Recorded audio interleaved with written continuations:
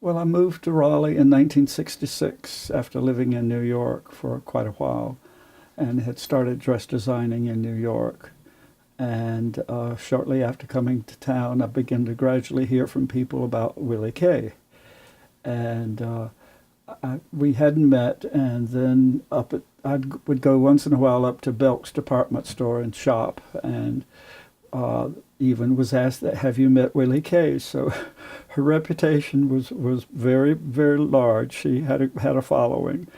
And so finally, one day I was up there, and one of the clerks took me over and said, I want you to meet her. And she was very charming, very polite, very nice lady.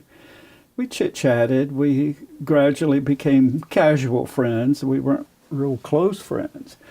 But she was always very nice, and we'd talk shop.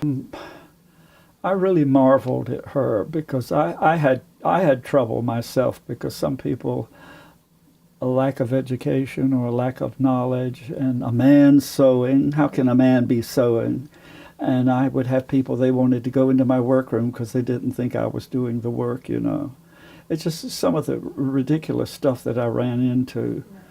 But then the more educated and the more, you know, I don't mean to get classist or anything, but some people were very accepting because they had traveled, they'd been around the world, and they knew things, and they knew that there were men designers. But especially some of the ladies from the small towns in eastern North Carolina, it was hard to crack.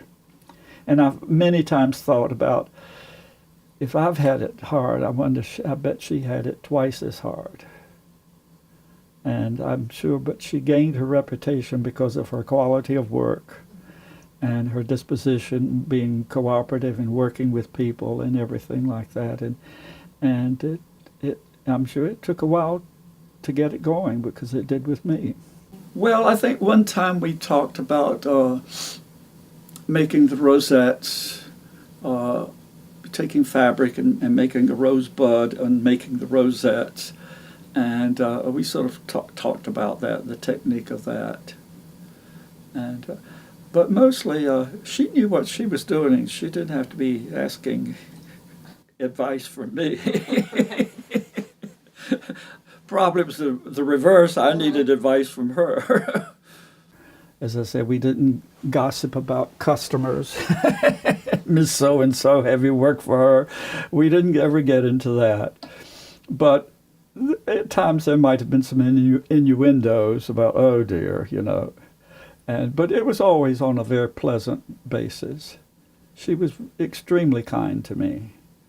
And I at first was a little concerned about that, because she could have, you know, I think, been if she'd been ugly to me, you know, then things would have been a lot different. But she was so nice and so polite, and I tried to do the same back for her. And so there was complete respect for each other, and no feeling of jealousy and who are your customers and blah blah blah and all this stuff. We just didn't do that.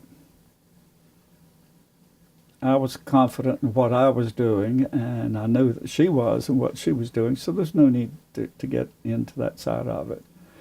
And her sisters that I met, they were always very nice to me.